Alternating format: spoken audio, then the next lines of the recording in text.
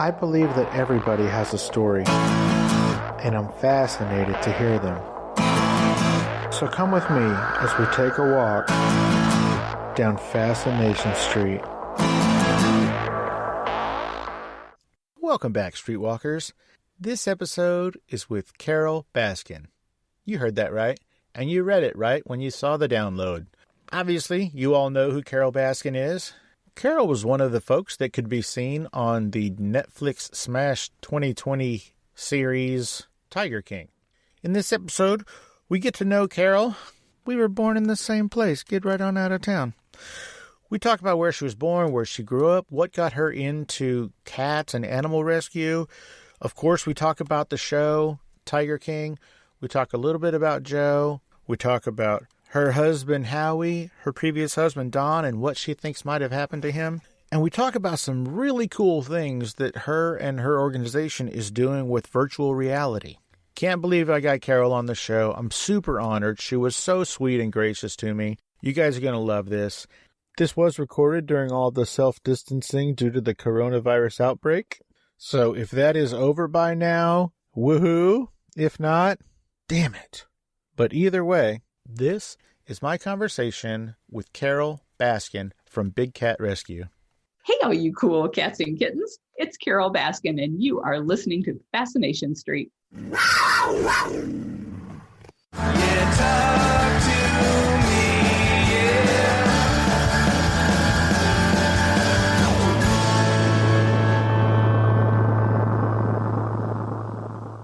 Welcome to Fascination Street Podcast, Carole Baskin. How you doing today, Carole?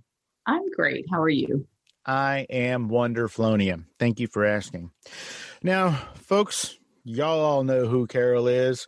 She's a big, huge sensation. Everybody loves her from that one show that did that one thing with that one time. Now, we're going to get to know Carole today. So, Carole, what I like to do is I like to start out asking people where they were born and raised, where are they from? So where'd you grow up? Where were you born? I was born at the Lackland Air Force Base in San Antonio, Texas, but my father was only in for 4 years, so we moved back to Tampa, Florida right after that. And then we moved back and forth between Tampa and West Virginia. My father was a pilot for the governor of West Virginia, so that caused moving back and forth. As soon as I was old enough to make a decision on my own at the age of 15, I moved back to Florida because I hate where it's cold. Oh, yeah, I bet. Real quick, did you say Lackland Air Force Base in San Antonio? Yes. Would that be Wilford Hall? I don't know. Is that the name of the... I believe that is the name of the hospital that is on Lackland Air Force Base. And the reason I know that, that's where I was born. Really? Yeah. I'm just outside of San Antonio right now, but I've been here my whole life. So you moved away from here when you were about 4? Yeah. Gotcha. And then you were in West Virginia when you were 15 and moved to Tampa? Correct. So you prefaced that by saying, when I was old enough to make decisions for myself, in West Virginia, is 15 old enough to make that decision? Well, it turned out to be. I was actually the youngest state employee. I actually went to work for the next governor. The incoming governor was Jay Rockefeller, and I had to get permission from my family to work for him because I was underage. But I left home at the age of 15 due to my mother and I had been best friends my whole life and never had an argument. I was like the perfect child. But she and I got into an argument and she said, when I get home, I don't want to see your face. And I thought she meant like ever. And so it just so happened a boy I had dated back when we were living in Tampa had gone AWOL from the Army. Uh-oh. And he calls me up and he says, I'm passing through. We lived in Sissonville, which was right outside of Charleston, West Virginia. He said, I'm passing through and just wanted to see if I could see you. And I said, well, turns out I need a place to live. So I left home at the age of 15, and that's why I said I was able to make my own decisions. We hitchhiked up and down the coast for a while. Then I got the job for the governor, Rockefeller. And then I went out to work one day, and I was driving a Mazda station wagon, and it was covered in a snowdrift. And I had to dig the thing out, and then I had to use a hairdryer on the engine so that I could even start the engine. I called in. I said, you know what? I'm not coming in. And I drove to Florida and never went back. Well, I mean, you had your car thawed out. You might as well make a hell of a drive. Wow. Why did you pick Florida? Just because it was not snowing? It's like as far south as you could go. Uh-huh. Still be in the U.S. But I had lived here as a child. We had moved back and forth. So I had family here, and I just love Florida. I love the heat. I love the beaches. I love the quieter, slower pace. So are you near Tampa? Yes, I'm about 15 minutes northwest of Tampa. Well, let me say congratulations, because last night Tom Brady pulled it off and now they're going to the Super Bowl. That's amazing. Yeah, so I heard. Congrats. Yeah. So we are going to jump around a whole lot. I know how my brain works anyway. It jumps all over the place. It's perfectly normal. I read somewhere that you used to have a very unique style of lawn service. Can you tell me about that? Is that true? Llama lawn care. What does that mean? My late husband and I were investors in real estate, and some of the parcels that we would buy would be like 5 acre, 10 acre. At one time, there was a 600 acre tract. And to keep a llama on a piece of property, all you have to do is like a string. They won't try to get past the string. Really? They're really easy to keep inside an enclosed area. And so they graze about eye level across the entire property. So they would go in and completely clear out the property and make it beautiful and leave all the trees and everything natural. And so that's how we ended up rescuing our first bobcat. Was we were buying llamas at an exotic animal auction when a guy came in with a bobcat. It had been his wife's pet and had grown to 6 months old, which is when they start becoming bobcats, and she didn't want the cat anymore. And that was what started the sanctuary. You weren't nervous about bringing a bobcat to live with llamas? Was it free to roam and eat the llamas? Well, bobcats are only about 25 pounds, and llamas are like little horses. But aren't bobcats vicious? They are. They really are. But she lived in the house. She had been a declawed pet. And so I had done bobcat rehab and release since I was 17 years old. And that was how we ended up getting the bobcat, because this guy was bidding on her. And I leaned over and I said, when that cat grows up, she is going to tear your face off. And he said, I'm a taxidermist. I'm just going to cover it in the parking lot. I had that same reaction, except I started crying. And so wait, he said, no, if I win this, I'm going to murder this cat in the parking lot. Yeah. Oh my gosh. Yeah. So her name was Gwen Song, and she started what is now called Big Cat Rescue. Is she still around? No, she died when she was 18. Wow, that is a long life. So you said that you rescued cats and stuff when you were younger. What got you into that? Why? I had gotten married when I was 17, and my husband didn't want me to work outside the house. So the only thing he would let me do was raise show cats. And so we would raise these Himalayans and Persians and take them to the shows so they got their championships and that sort of thing. And because of breeding cats for a show standard, they're always unhealthy. And I didn't know what a bad thing this was at the time. I would never condone show cats or breeding cats of any kind now. But back then, I didn't know any better. And so I was always at the vet's office. And one day a bobcat came in, the vet had fixed it up. And the vet was like, you have cats, take this cat home with you. When she's better, let her go. That's the way it works with bobcats. They get hit by cars. I had one cat that was hit 3 times by a car. Got hit the first time, got hit the second time, got hit the third time before the cat managed to get out of the road. And they come in just absolutely crushed. Every bone in their body practically broken. You either cast them or pin the bones or whatever. 6 months later, that cat is ready to go back to the wild like nothing ever happened. Really? But there's that 6-month period of letting all those bones heal. And so that was what the vet asked me to do. So that's how I got involved in that. So bobcats really do have 9 lives. Wow, that is crazy. They are so tough. Wow. Now, I did hear you say once that, and like I said, we're going to jump around a lot. I heard you say once that dancing was a sin in your family growing up. Yeah, my family was fundamental Christians, and so they didn't believe in dancing. We couldn't go swimming. We don't dance. No slow dancing, no fast dancing, no line dancing, just no dancing. Right. So it was an absolute sin. And my mother would surely have been horrified had I told her in advance what I was going to go do. As it turned out, she never did condone it, but she didn't disown me for it. Is your mother alive? Yes. You were on the most recent season of Dancing with the Stars. First of all, what was your reaction when they called you and said, hey, we want you to be on the show?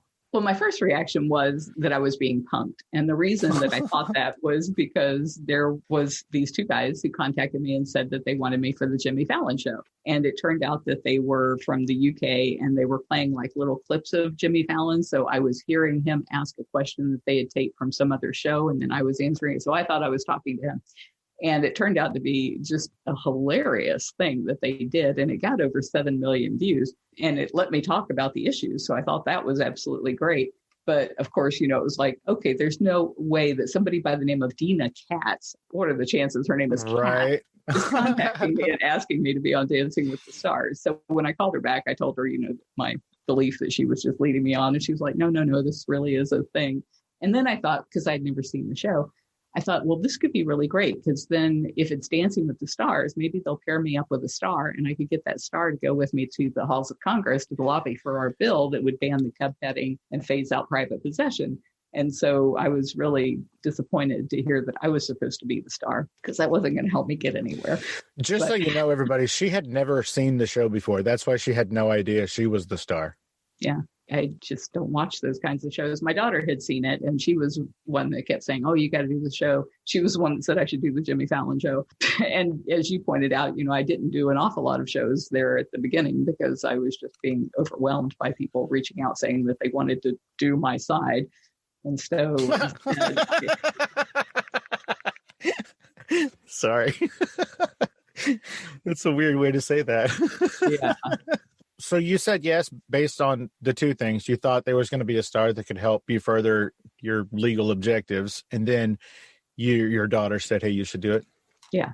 Did you have any idea how much work it was going to be?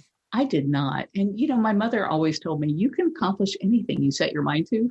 My mother lied. I really thought, how hard could it be, right? She just dancing around on the floor. How hard could that be? It was so hard. Oh my gosh. I mean, all of those different moves, and the whole time my dance partner kept saying, stop bouncing, stop bouncing. And then the last dance that I did, you were supposed to bounce. And so everyone was like, you weren't bouncing. It was like, well, I'd been told not to bounce. So I could not be taught how to dance. And I felt so sorry for my dance partner, because he was such a professional and he tried so hard. His name was Pasha Pashkov. And I said, you teach children on the side, don't you? Because you are so patient. That's funny.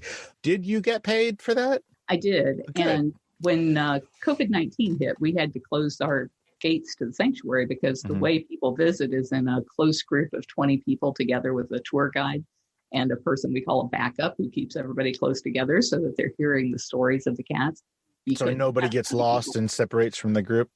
Right. Okay. Doesn't do anything dumb. And so we couldn't do that kind of a tour in a COVID-19 world. And then 5 days later, Tiger King came out and the entire world hated us and wanted to kill me and our cats. And so it was like, well, we're definitely not letting people come in under those circumstances. Right. And that was over $1 million of our budget. We have to raise between $3.5 million and $4 million a year just to take care of the cats we have. And so Dancing with the Stars, and I've done 2,900 cameos.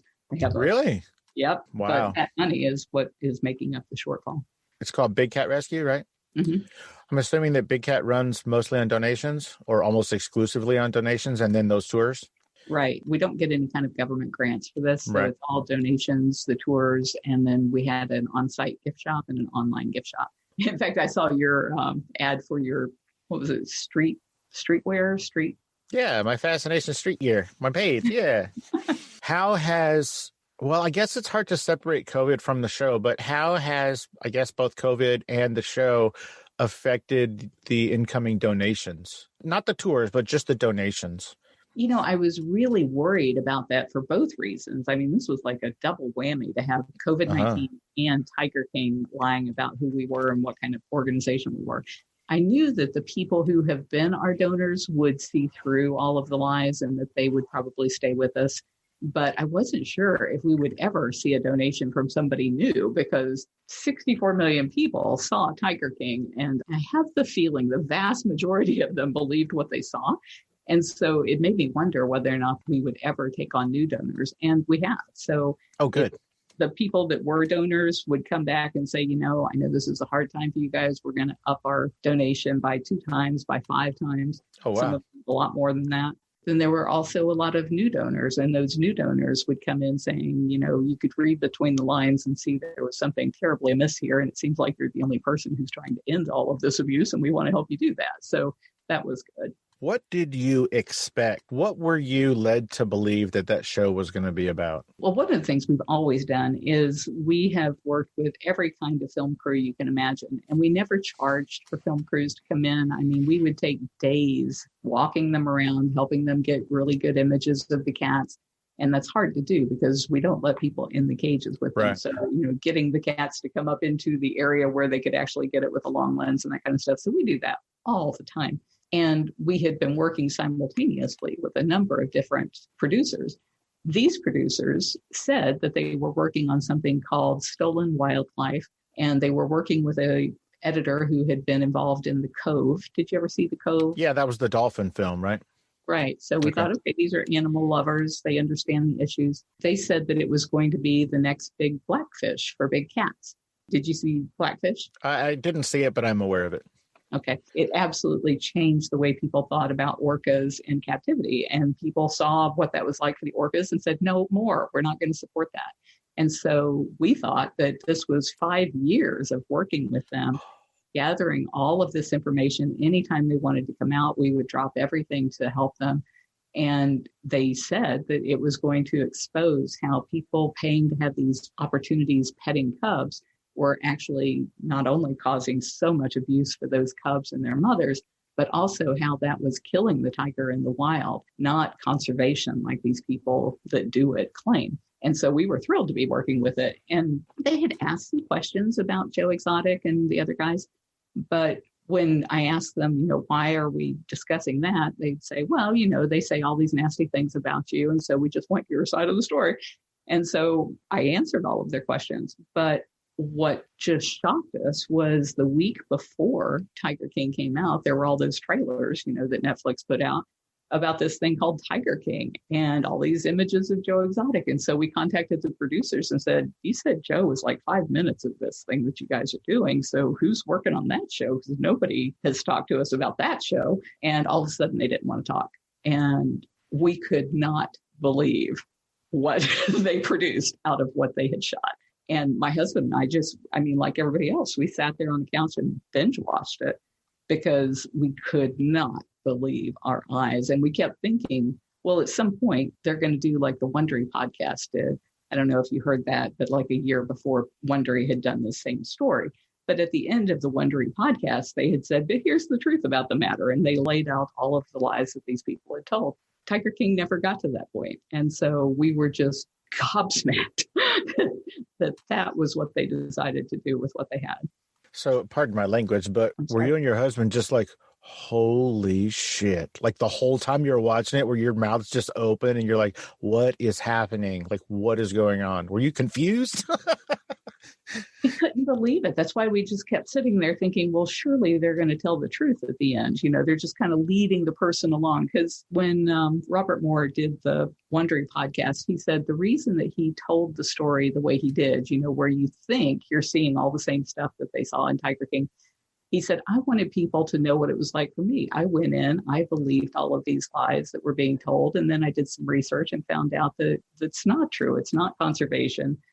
Everything that they accused me of was very clearly in the public record. Anybody could look. I gave them access to those files. They just didn't bother to either look at it or do anything with it. It's not sensational. Yeah. And so, we kept waiting for that to happen in Tiger King. That we just thought, okay, they're following that same path where this guy is trying to show this is what my awakening was like. And they never showed any awakening. Instead, they just left it that it was true, and it wasn't. We actually turned to each other and we were like, wow, that was really such a missed opportunity, because we thought that with all of the time they spent with us and with all of these backyard breeders, they had to have just miles of footage of the abuse of these animals and the horrible conditions they were kept in. And they didn't show that. In fact, they purposely, I think, edited what they showed to the public, because afterwards people started screaming at me about how small my cages were. And I thought, how could people say that? My cages are like 10 times bigger than Joe's cages. But if you look at Tiger King, they showed the one play area over and over and over again at Joe's place.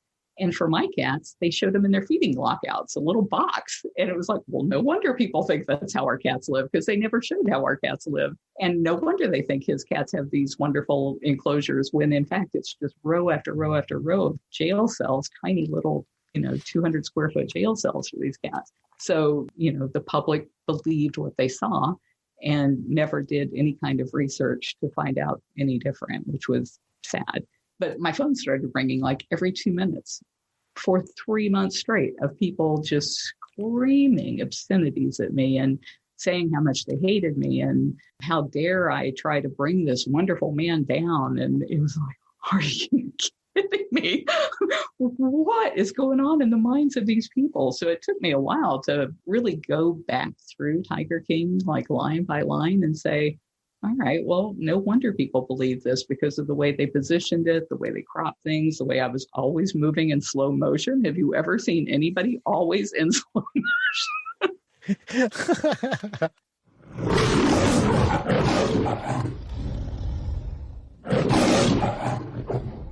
Hey, Streetwalkers, here's a word from our sponsors. You know those popping phone handle things that you see on everyone's phones nowadays? Well, how would you like to put your logo on them? Does your podcast or band need new merch? Do you want to bring attention to your new book or film? Maybe you need something unique for your Patreon or crowdfunding campaign. Then visit thelogopop.com, where you can customize them with the logo of your podcast, band, business, art, school mascot, or whatever else you can think of. These are way more affordable than you may think at thelogopop.com. Mention where you heard this ad and get free shipping on your entire order. Remember, that's thelogopop.com to order your custom popping phone handles. That's thelogopop.com. Let's get back into it.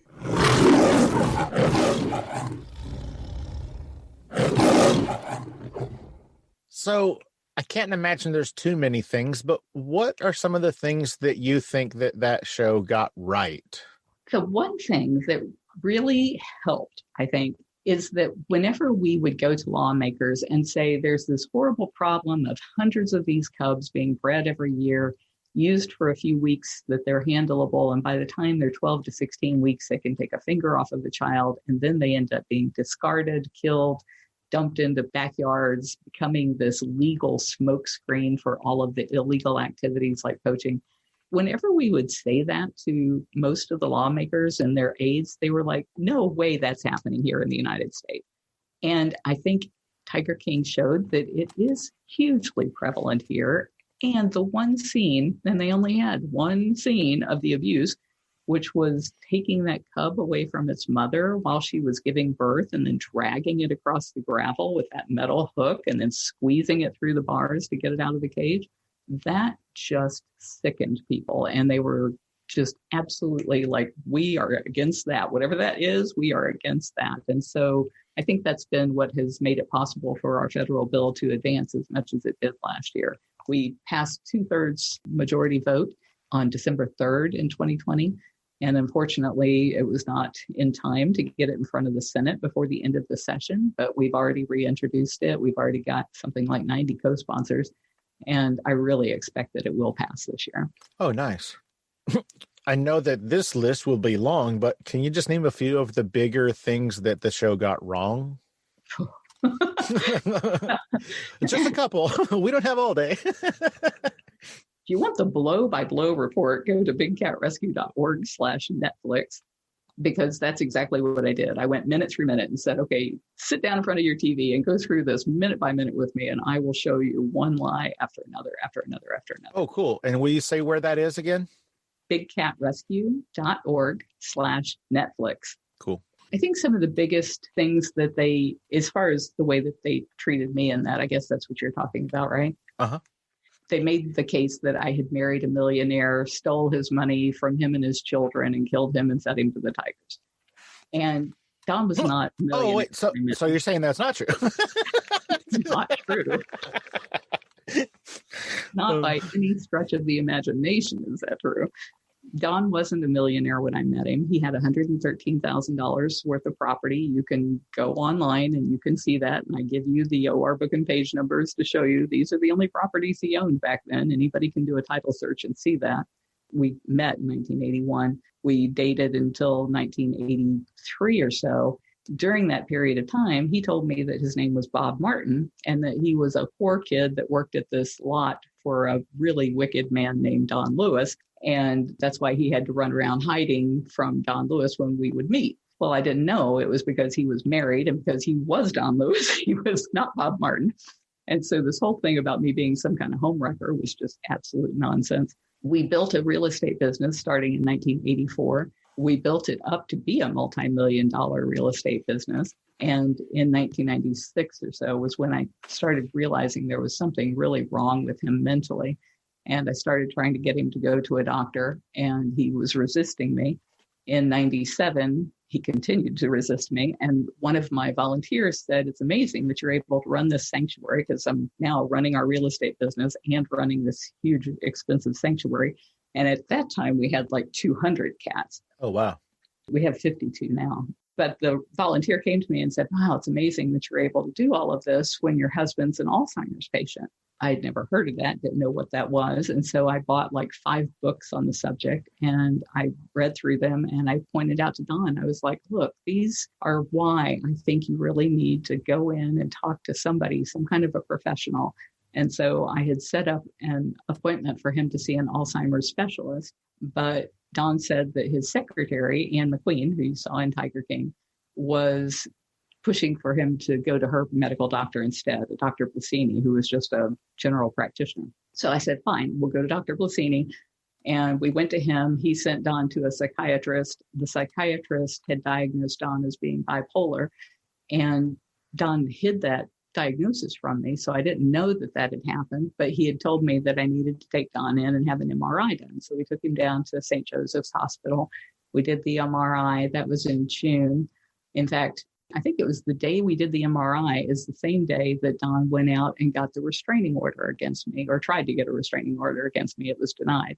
He never told me that he had done that. But what had prompted that was Don would go down to Costa Rica once a month. And every time he would leave, I would go through and just haul all of the junk out of the yard, because he was just hoarding. For years, he hadn't done anything in the real estate business because mentally he just couldn't do it. So what he would do is drive around all day with his van. And anytime somebody had set junk out by the road for the garbage men to pick up, he'd put it in the van and bring it home. And then he'd unload his van, and he just had these mountains of stuff all around the property. So every time he was down in Costa Rica for a week, I was getting rid of that stuff. But one of his friends, Wendell Williams, who you saw in Tiger King, I had caught Wendell going to Don and saying, you know that $2,000 you owe me? And Don's like, oh, yeah. And he peels off $2,000 and gives it to Wendell. Well, a little while later, Wendell doesn't see me, and I hear him say the same thing. And he says, hey, Don, you remember that $2,000 you owe me? And Don's like, oh, yeah. And he starts peeling off the money. So I come right around the corner, and I'm like, oh, hell no. You are not taking advantage of him. Don couldn't remember that he had done that. And so, I just hit all of these people who were taking advantage of him. And that's why they all said in Tiger King, oh, no, he was perfectly sane. He could make all these decisions by himself. He was a millionaire. All of these kinds of things, because that was their golden goose. As long as they could rob him blind, that's the way they wanted things. And I think they knew, because I was onto them, that they had to get rid of me. And the only way to get rid of me was to try and get Don to divorce me. And we were not talking about getting a divorce.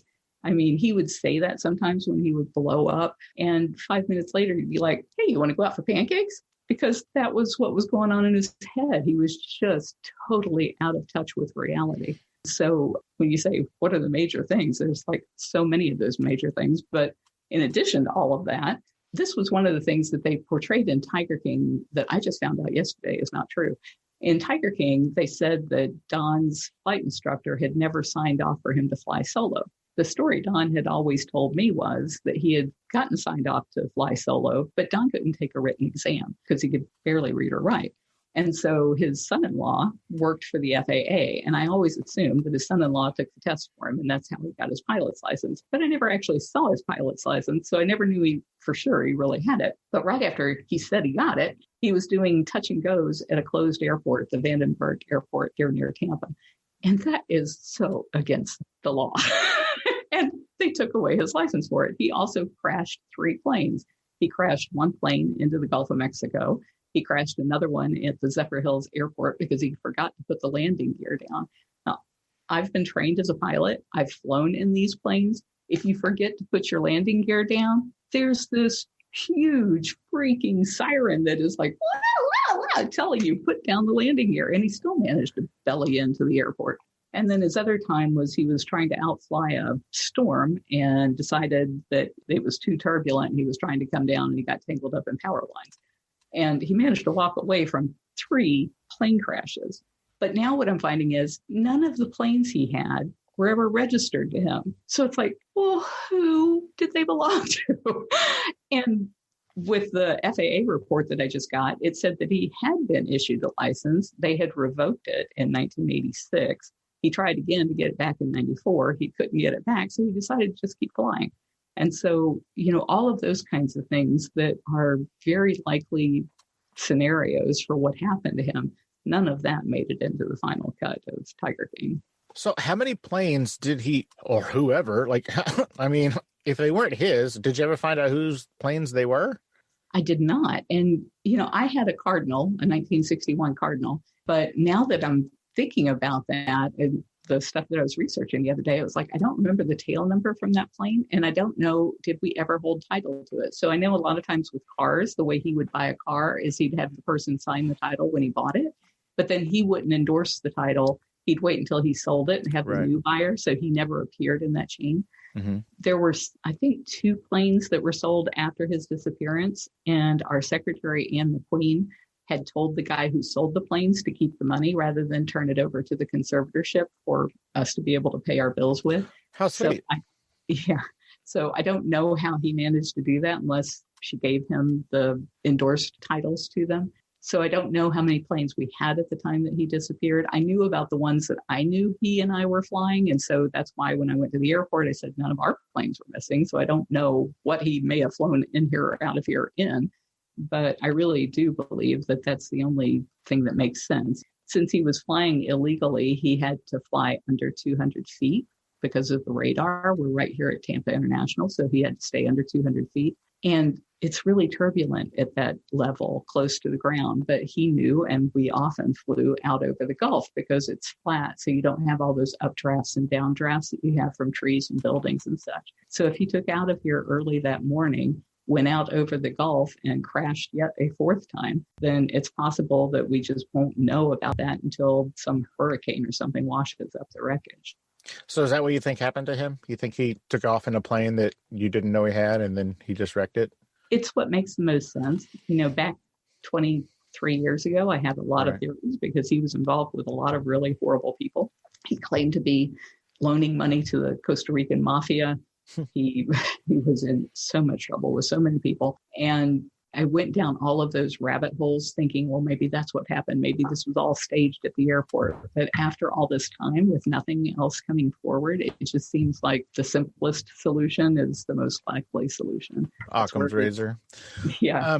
So there hasn't been any other, nothing else. He just disappeared and then nothing ever. There was no traces of anything else that came afterwards. Like he didn't use a credit card or he didn't make a phone call or nothing like that. Just nothing.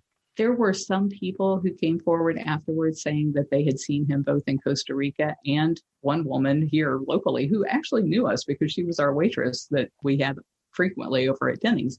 Is that where y'all would get the pancakes after y'all would fight? No, it was the Waffle Houses where I love waffles. And so we would go there and he'd get pancakes and I'd get waffles. But we often would eat at Denny's as well. And so she was somebody who knew us. And she came up to me after his disappearance and said, all these people are talking about his disappearance, but he was here after that. And he was showing me these pictures of these cats in Costa Rica. And so every time somebody like that came to me, I hooked them up with the police officers to see if there was anything that they could learn from it. And then finally, the sheriff's office did go down at my urging. I even offered to pay their way, but they said they couldn't do that. They went down to Costa Rica, investigated a bunch of people there, and never came up with anything substantial that I know of. I mean, it's not like they report to me. Right. Wow. But, I mean, still no body, right? There was never a body discovered. The only reason that there's a death certificate is because it had been so long since he disappeared. Right. Gotcha. Well, I'm sorry about that. I know that must have been rough. I can't imagine losing my spouse. That must have been rough. Sorry about that. So let's talk about some happier things. What do you say? Oh, here's something weird. I believe I read fairly recently that the courts awarded you Joe Exotic's ranch in Oklahoma. Is that right? Yes. We had filed a lawsuit against Joe Exotic back in 2011. What was the lawsuit for?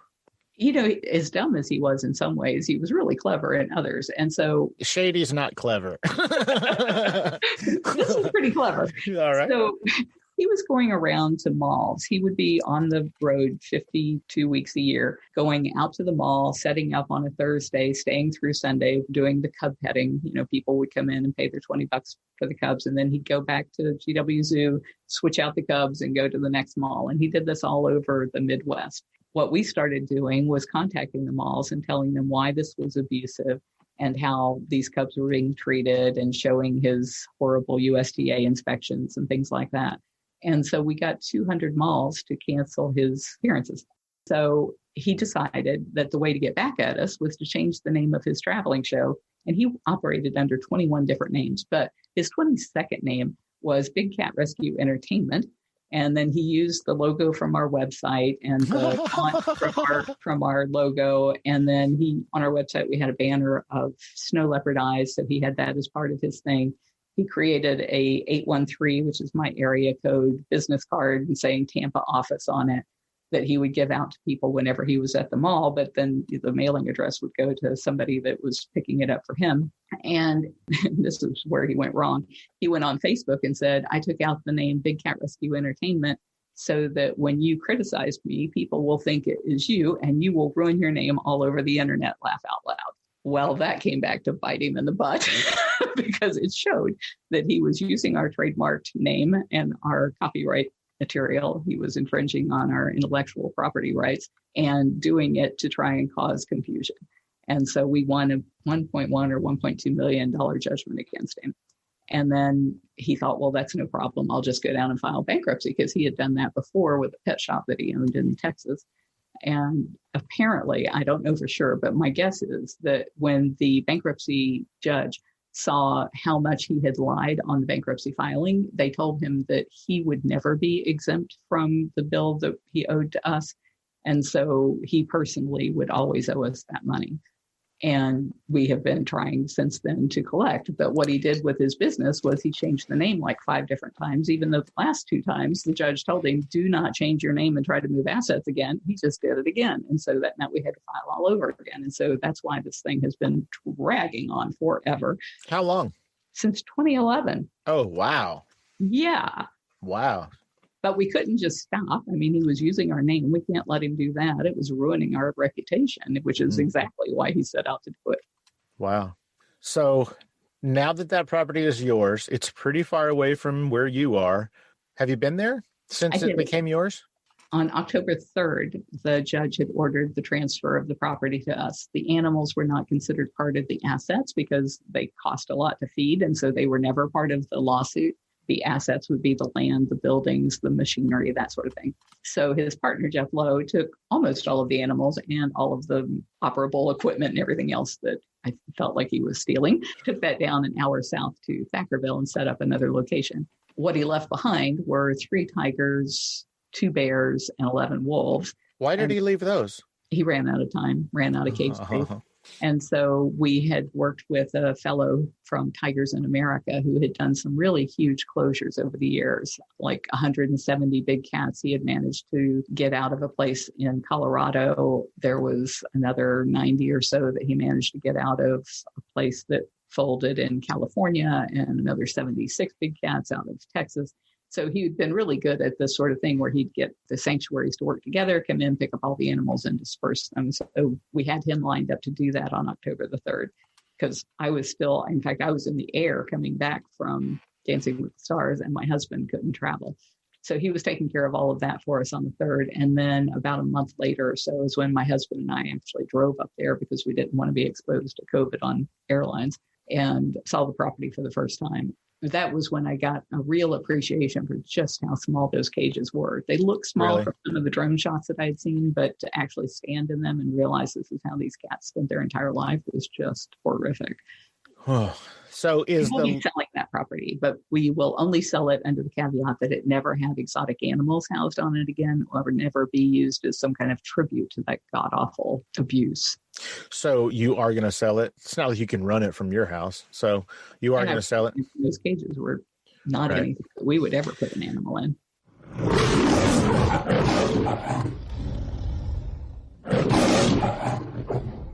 Hey, streetwalkers, here's a word from our sponsors.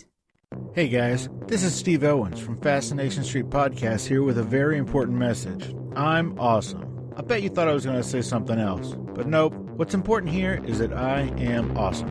I started this show because I truly believe that everybody has a story, and I'm fascinated to hear those stories.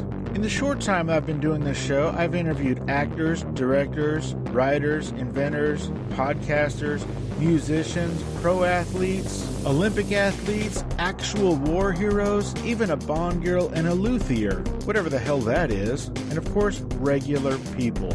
From people who wanted to be stars but never gave it a real try, to big company CEOs and people who got to meet their favorite president. I love getting to meet and speak with people who have a story to tell. I feel like everyone does, and it's my job to get them to tell it. You never know who my next guest will be. An Academy Award-winning actor, a platinum-selling musician, or your own mother-in-law. But one thing is for certain, you will be fascinated by their story. So come take a walk with me down Fascination Street. You can find Fascination Street Podcast on Apple Podcasts, Google Play, Spotify, iHeartRadio, and of course, FascinationStreetPod.com. Let's get back into it.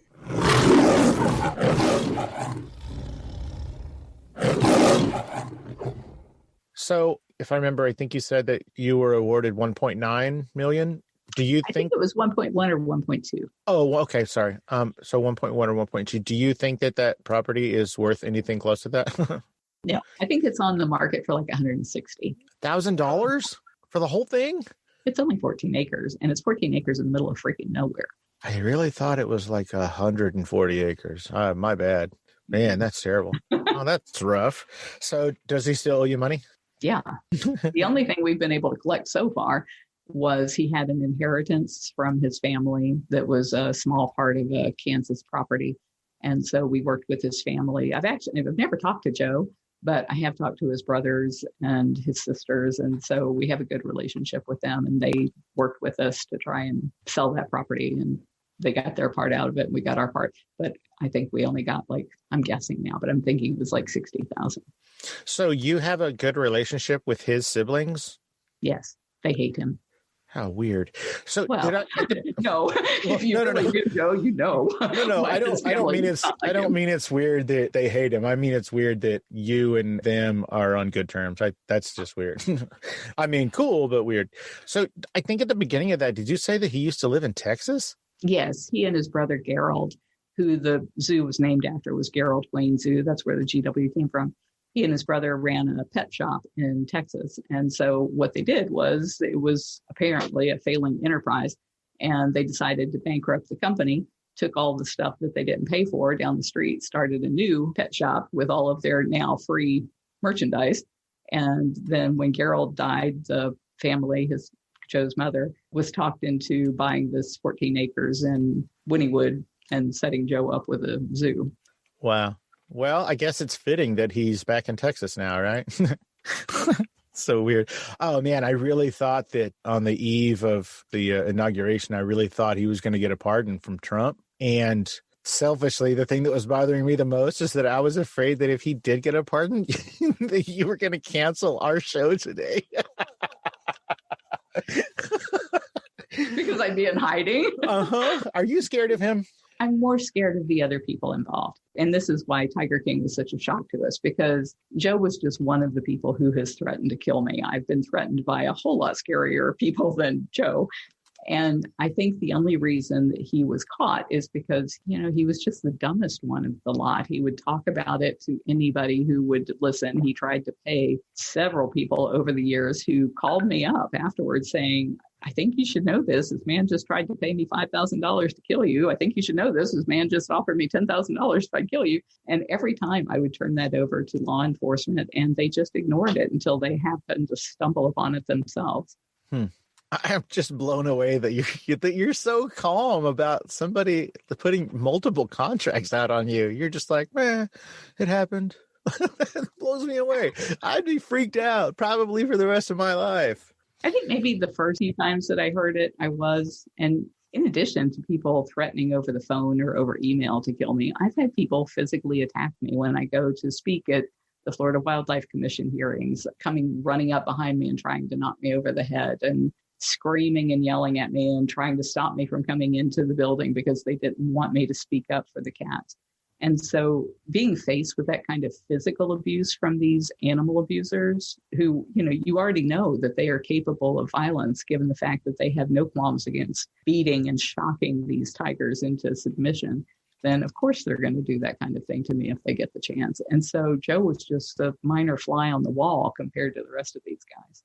But the good news is most of the others are falling like dominoes now. And I really think that once our federal bill becomes law, there won't be anybody with any reason to kill me at that point. Well, good luck with that. Thank you. That's why I'm pushing so hard for it. Yeah, I bet. Kind of assures my safety. A little bit. So I have interviewed a couple of people from a different Netflix, quote unquote, documentary series, and they did not get paid. Did you get paid at all for Tiger King? Not a dime. How is that legal? I don't understand how, because what was that? I don't know, 8, 9, 10 episodes or something like that. Somebody got paid, and they did that with another show called Indian Matchmaking. Those people didn't get paid either. And I'm just wondering, Netflix paid somebody. Where did that money go? I don't know for sure, but one of the people who is in the industry of creating documentaries, and he has done, can't say his name because of it, and I beat that money up, but it certainly didn't come to us. Yeah, I can hear you now. You froze. Oh. You said that you can't say somebody's name, but he works in the industry, and then you froze. So what did he say? Okay. Sorry. And then I was killed. Oh, no, don't say that. He said that Tiger King producers were paid $16 million for Tiger King. And yet not a dime of that has gone to the cats. None of it, to my knowledge, has gone to fighting for the cats in any way. I have been told that some of the people who did appear to testify against me were actually paid to say that, but I can't verify any of that. Wow, that is nuts. What is your current husband's name? Howard. Howard. How is Howard? You call him Howie. How is Howie? The internet has said some pretty horrific things about both of you, mostly you. How is he handling all of this?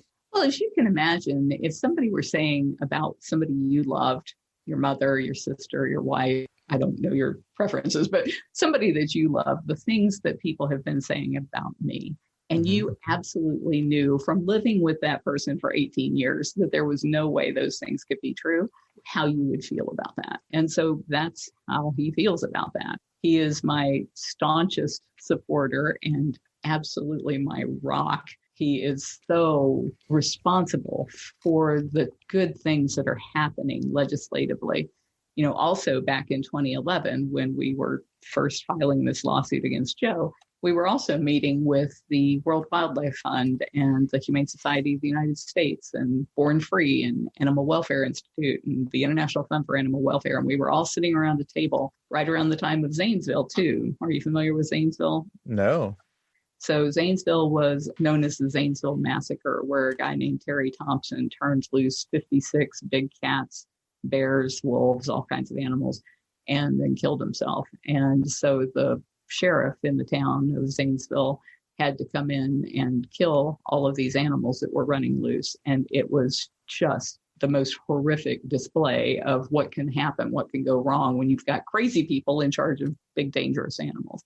And so right there in 2011, we decided all of these huge organizations were going to sit down at the table and figure out how are we going to deal with this big cat crisis. And these are organizations that had never worked together before. They all have their own little agendas and things that they do, and they don't play well together. But they all decided to sit around this table until we came up with a solution. And the solution was a three-pronged approach. One was to close a loophole in the generic tiger. We called it the generic tiger loophole. So back in the 80s, what had happened was the U.S. Fish and Wildlife Service used to make you get permits every time you were breeding or selling tigers. And there were so many people that were breeding these crossbred, inbred cats in order to create white tigers, which you only get through inbreeding. Or they were crossing lions and tigers to get ligers or ligers, as you may have heard in Tiger King. they said, okay, if it's not a purebred tiger, it's not a real tiger, and thus we aren't going to require all the paperwork. So they were trying to make their job easier. But what they did was they opened the floodgates to people like Joe and Antle and Mario and all of these people to be just breeding hundreds of lions and tigers and ligers, and then no government oversight as to what happened to them. And so we wanted to close that. We petitioned USDA to actually enforce the Animal Welfare Act, which is their mandate to do. But as part of it, taking the cubs away from their mother and not allowing them the proper nutrition, because you can't buy tiger milk anywhere.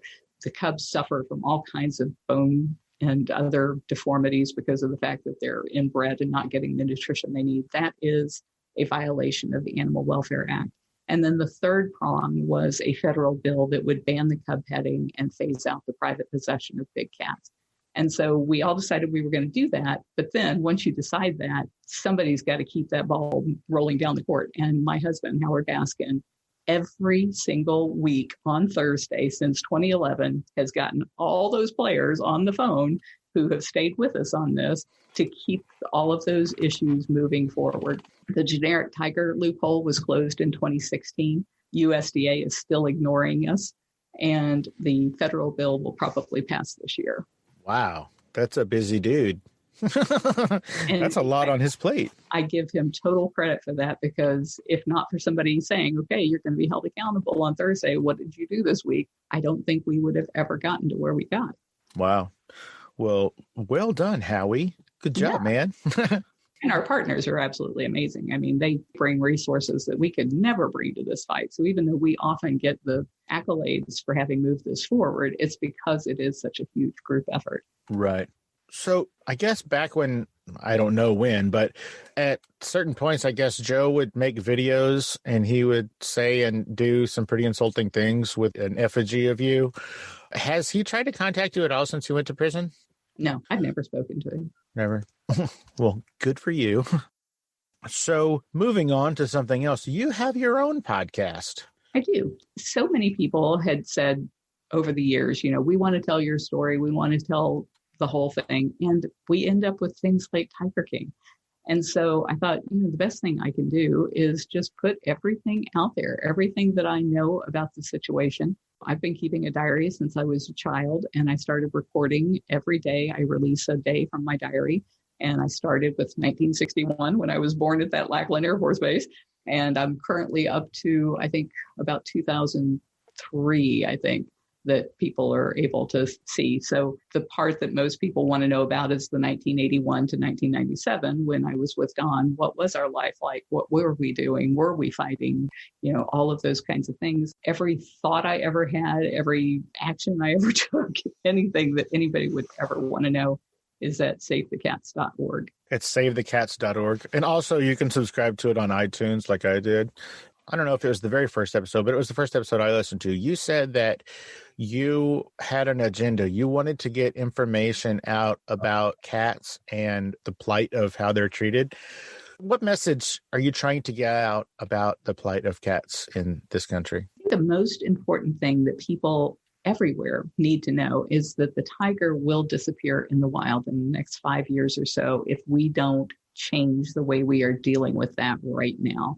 And the number one reason that so many tigers are poached from the wild is because of all of the cub petting that is happening in the United States and in South Africa.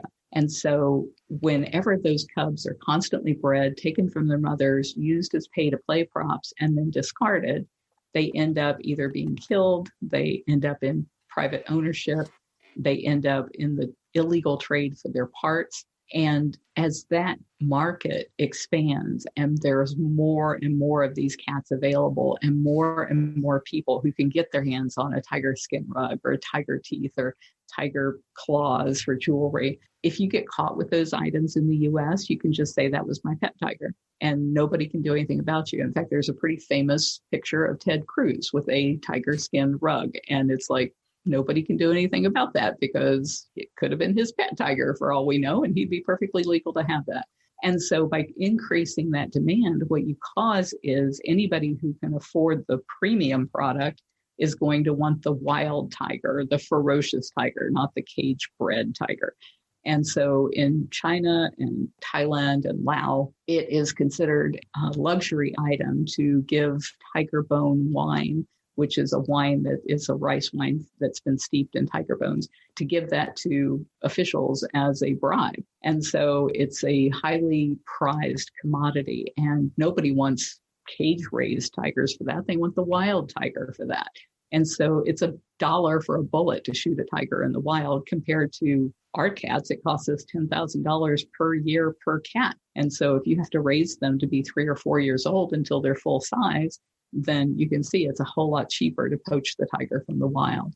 The other way that it is severely impacting us, and we actually have an email from the U.S. State Department about this, is that China wants to legalize tiger farms, breeding these cats in cages, starving them to death for their bones, and then using their bones in these products. When we go to CITES and say, no, the rest of the world doesn't want to treat the world's favorite animal this way, we want to protect them in the wild, China says, you guys in the U.S., you don't even know where your tigers are. At least we know where our tiger farms are and how many tigers we have.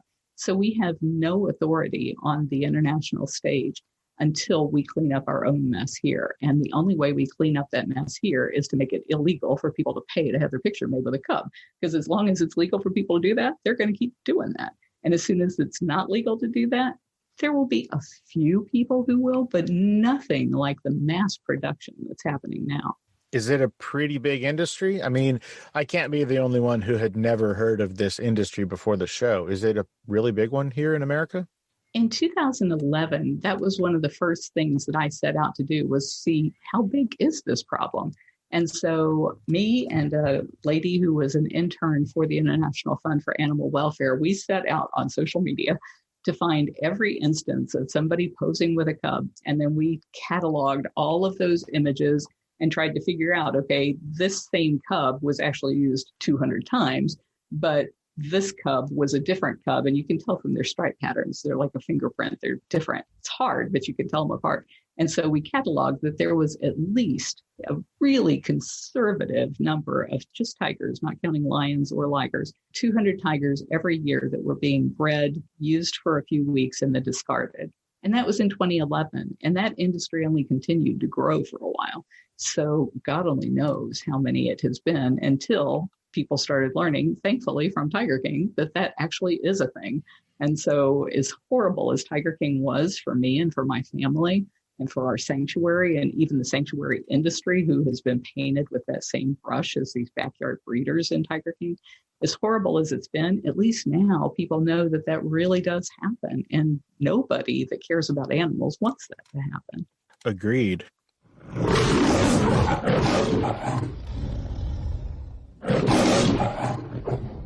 Hey, Streetwalkers, here's a word from our sponsors. Guess what, Streetwalkers? The gear is here. A bunch of you have been asking for quite some time, and now finally it's here. Head over to FascinationStreetPod.com and check out the Gear tab. There, you'll find all kinds of FSP items to tickle your fancy. T-shirts, coffee mugs, sticker packs, pins, buttons, coasters, and my personal favorite, for just $5 you can get one of those weird little phone handle pop thingies. So head to FascinationStreetPod.com and show the world that you're proud to be a streetwalker. Special thanks to my good buddy Stephen O'Reilly from the Bar Star Podcast for these dope drum beats. Check out Steve's work at O'Reilly Drums on Instagram, or search Stephen O'Reilly on YouTube. Let's get back into it.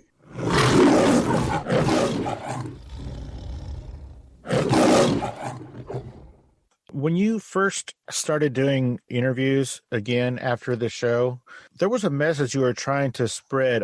I'm assuming it was that the show was a bunch of bullshit, but what was the message that you were trying to get out when you first decided to start doing interviews after the show?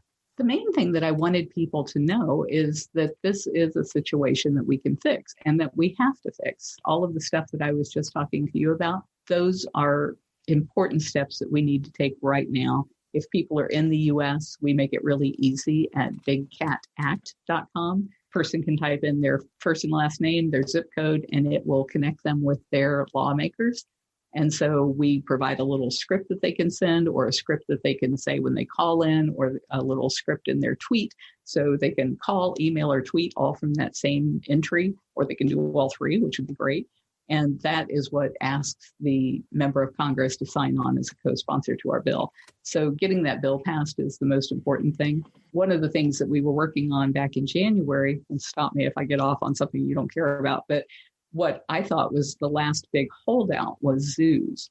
So people have pretty much figured out fur is a dead industry, no pun intended. Circuses, people are now against the circus. Seeing animals, seeing big cats in Las Vegas nightclub acts, nobody wants to see that anymore. Big cats in backyards and basements, nobody wants to see that anymore. But zoos were like the last holdout.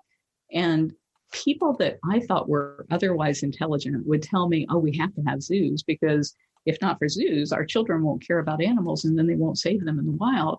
And the message you get from taking your kid to the zoo is it's okay to hold this animal captive if it amuses you. And that's not okay. That's not an okay message for anybody to learn. So what could we do to get zoos to adopt a humane model? They still want to exist. They still have payroll to meet. They still have great locations. Usually they're, like right in the middle of cities.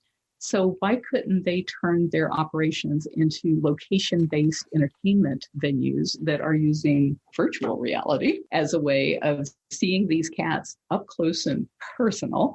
So we had started by creating the world's first and second augmented reality zoos, one here in Tampa and one in Plantation, where they're set up in malls.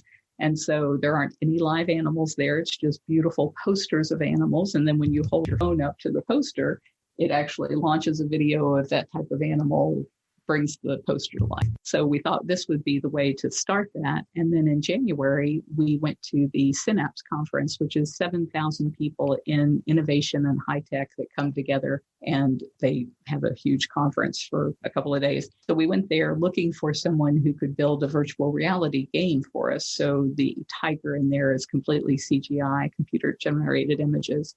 And when you put the headset on, you're actually transported into the Ranthambore forest. You can explore all around. There's a park ranger who comes up and says, hey, we're missing one of our tigers. Can we get your help in finding the tiger? And so the park ranger shows you how you would track a cat in the wild, and you have to find all of these clues. And listening for the sound of the prey animals being all excited because that means there's a predator in the area. And so you're following those sounds. And when you finally find the tiger, she's been snared by poachers. And so you go through all of the things that veterinarians would do if they were making sure that she was okay before releasing her. And then you are the person who releases her back to the wild, and you see her go chasing off into the wild after prey. That's the kind of engagement that people want and need with these wild animals, to feel like they are responsible for making sure they have a place in the wild. We were so excited to be working on that. We spent $40,000 on it before COVID hit. We had to really cut back. We had to let go half of our staff. And my husband and I both didn't take a paycheck for like 8 months. And the thing came out on June 2nd, I think, and nobody wanted to talk about it. All they wanted to talk about was the freak show that was Tiger King. And it was like, here's something that could change the entire world. And nobody wanted to talk about it. You that did even mention it said it was a phone app. And it's like, oh, for crying out loud, you will never find it in your iOS or Google Play Store. But that was where we thought we were headed into this year. We thought it was going to be the year that people realized that we had better ways of teaching our children about protecting wild animals than seeing them in cages. Well, where is that game? So if you have an Oculus Rift, if you've ever been on Facebook, you've heard of Oculus. Oculus headset has its own app store. If you go there and look for Big Cat Rescue or even Tiger, it's the world's first game that involves a tiger. It's free for the Oculus Rift owners. Oh. If you don't have a Rift, then we had to charge for it in order to get it on Steam. But any other headset that you have, you can go to Steam, and for $4.95, you can play the game. And cool. We also have distributed it through Springboard VR. So any of the video arcade places that you can go, where you go to an arcade, and that's the kind of games they have, is all virtual reality. You can go there and ask for Big Cat Rescue, and you'll find it. Oh, cool. Thanks for that. Now, at the beginning of that question, I asked you what the message you were trying to get across to interviewers and TV and radio shows when you first started doing interviews again. Where do you think that, and you may have answered this already, but where do you think that those interviewers failed with regard to the message that you were trying to put out? I think the vast majority of people who have asked me to be on their programs did it because they knew that just having somebody from Tiger King was going to draw eyeballs. And I can't really blame the interviewers for this. I think when people saw Tiger King and they were led to a conclusion that made them think they had figured this out. Oh my gosh, we have solved this 22-year-old mystery sitting here on our couch. Once people have made that decision in their head, they don't want to be told they were wrong. They don't want to be told that they were so easily lied to and that all they had to do was go down and pull the public records, pull case number 97-2001 and read the case file. They didn't want to do any of that work. They just wanted validation that they were right about their conclusion. And I think an awful lot of the people that have interviewed me since have only tried to validate that feeling because they're dependent on people reading their ads and spending money to have their content. And they're not going to have those eyeballs if people are being told that they were misled. That makes sense. I read somewhere that Don had 200 or so acres in Costa Rica. Did he? Yeah, we did. Did y'all? And where is it? So in the last year that we were together, Don was going down to Costa Rica every month. And he knew that he could not do the kinds of things that he had been able to do here in the U.S. because of his failing memory. He wanted to prove to me that he could make investments and he could make money in Costa Rica. And I said, you can take $1 million of our assets and invest it any way you want. I'll stay out of it. The only thing I ask is let me get you an attorney and please listen to your attorney. You know, if he tells you that this is not a safe deal, please listen to him. So I found him an attorney. He started investing in things down there. He bought a 200-acre farm in Guanacaste, which is up in the northern part of Costa Rica. He bought a triplex in San Jose. He bought a brothel in the Port of Limon. He bought all of that for $1 million? Yeah, well, this was in 1897. Well, that's a good point. Yeah, and as far as, well, I don't think I was ever able to get more than $80,000 back out of Costa Rica because his investments were so bad. But he was doing things like buying properties from people who didn't really own them. He didn't speak Spanish. He wouldn't take the attorney's advice. After he disappeared, I went back to the same attorney to try and recover some of the properties. And it took years of trying to evict these people who were squatting in the property. And he had told me at one point the triplex is where Don would stay when he was down there. And he was like, that place was such a den of thieves and drug traffickers and prostitution and child pornography and all of this kind of horrible stuff. And it took them, I forget how long, to get everybody out of the building because they had to bring in like practically a SWAT team to clear out all of these awful people that Don had surrounded himself with. So yeah, we had 200 acres in Bagaces. And at one point when he bought it, he had said, you know, it'd be really great if we could move the cats down there. I had been there a number of times. I thought it was beautiful. And so I started looking around. You know, one thing we need is a good vet. Couldn't find one, but I thought, well, that's not a big problem. Maybe we can get somebody from the U.S. to move there with us. And then the other thing is, where do you get food for 200 cats? You got to have a huge meat supply. And back then, we were feeding 500 pounds of meat a day. Well, back then in Costa Rica, I don't know what it's like now, but when you would go into a restaurant, you had like two choices. You could have beans and rice, or you could have, I forget what they call it, but it was like the super platter would be beans and rice with a can of tuna fish dumped on top. They didn't have access to meat like we have here in the U.S. And we could never solve that problem. We could never find enough beef and chicken for 200 cats for us to make that move. So that's why it was never a possibility of moving there. Gotcha. Now, I think that when you were a little girl, much like I think every little girl, you wanted to be a veterinarian, right? I did. What changed your mind? Maybe it was because I spent so much time at veterinary offices, but I realized that people would bring a dog or a cat in and ask their vet to euthanize the animal because they were moving or they didn't want the animal anymore. And I thought, there is no way I could be in a job where people were coming to me like that. And rather than tell them no, I'd probably take the animal, which means I'd have hundreds, if not thousands of animals and no way to support them. And so I realized pretty early on that my personality would not allow me to be in a situation where I had to make that kind of a choice. Yeah, you'd be Dr. Dolittle in real life. You'd have all the animals. So as we're heading out, if you want, let everybody know where they can find you on social media. And if you can hit some of those websites again, like where people can go to donate and where people can go to get that VR game as well. So if you have an Oculus Rift, go to the Oculus store and it'll be free there. Just ask for Big Cat Rescue. If you have any other kind of headset, if you get your games on Steam, which is where everybody does, it's $4.95. Again, all you have to do is type in either Big Cat Rescue or Tiger into the search bar and you'll find it because it'll be the only one. My diary is at savethecats.org. That's just a URL that points to my YouTube channel. BigCatAct.com. That's the most important one. And that's where you can actually send an email, make a phone call, or send a tweet to your member of Congress if you are a U.S. citizen to support the Big Cat Public Safety Act, which would stop cub handling and phase out private possession. It doesn't take anybody's cats away from them. They can keep them until they die. They just can't buy or breed more. So it's not going to cause anybody to lose their beloved animals. BigCatRescue.org, of course, is our main site. It's over 10,000 pages of information about the cats. And if you go to BigCatRescue.org/donate, that is where you can donate all different kinds of ways, even including Bitcoin. And then we put out 2 new videos every week. So every week on YouTube, and you'll see these on our website, we put out a new video about the big cats in a flat file, like a regular type file that you're used to seeing. But we also put out a brand new one in 3D 180. So when you put that headset on, it's like you are right there in the cage with the cat. The cat's licking your face because it's licking the camera.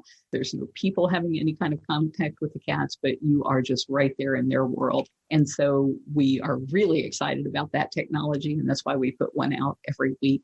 We also support wildlife conservation around the world to the tune of over $100,000 a year. Even this past year, when we were really struggling, we still sent out $100,000 to these people that are taking care of Pallas cats and Pampas cats and all of these different cats. And those partners of ours in situ have been all provided from us with cameras to be able to track these cats in the wild, because ultimately what I hope is that people can put on that headset and they can be transported to the Himalayan mountains and see snow leopards doing real snow leopard things in real time. Or they put it on and they can tune into Africa and they see a pride of lions with the cubs and their mothers and all of those kinds of things that cats really do in the wild in real time. And that's the way that we will learn about protecting the environment and create income for people who live in those areas who want to protect that wildlife because of the fact that they are getting paid to monitor the cameras and take care of the animals, make sure they're not poached. So I think there's so many things we can do to save this beautiful planet that we are on, and I'm just hoping everybody who listens to your show will jump out there and do it. I am also hoping that. And where can they find you on social media? I don't do much personally on social media. I'm on Twitter, I'm on TikTok, I'm on YouTube. If you look for Carole Baskin, you'll find the real Carole Baskin as far as like the one that's got the authenticated emblem. But the only place that I really post with any kind of regularity is to my YouTube channel. Gotcha. No Facebook or anything like that? Oh, yeah, Facebook. Yeah. So just search you and or Big Cat Rescue on Facebook and they can find you there? Okay. Big Cat Rescue has something like, I think, 2.5 million fans, and I think I've got like 100,000. Gotcha. So you can be able to find me. Sure. Before I let you go, is there anything that we didn't talk about or I didn't ask you about that you wanted to talk about today? Oh, wow. We covered so much ground. My main goal in life since I was about 8 years old has been to protect domestic cats. And I got off track on this big cat issue thinking, how hard could that be, right? It's like dancing. How hard could it be? And I really thought I could solve this quickly and then get back to what I really cared about, which was stopping the euthanasia of healthy cats and kittens in shelters due to overpopulation. So the only other thing I would say is please spay and neuter your pet. Oh, cool. Great words to go out on. I'd never asked anybody to do this. Could I get you to say, hey, all you cool cats and kittens, this is Carole Baskin and you're listening to Fascination Street? Of course. Hey, all you cool cats and kittens. It's Carole Baskin and you are listening to Fascination Street. Thank you so much. I'm very excited about that. I appreciate that because it's such an iconic phrase. I mean, people greet each other with that now.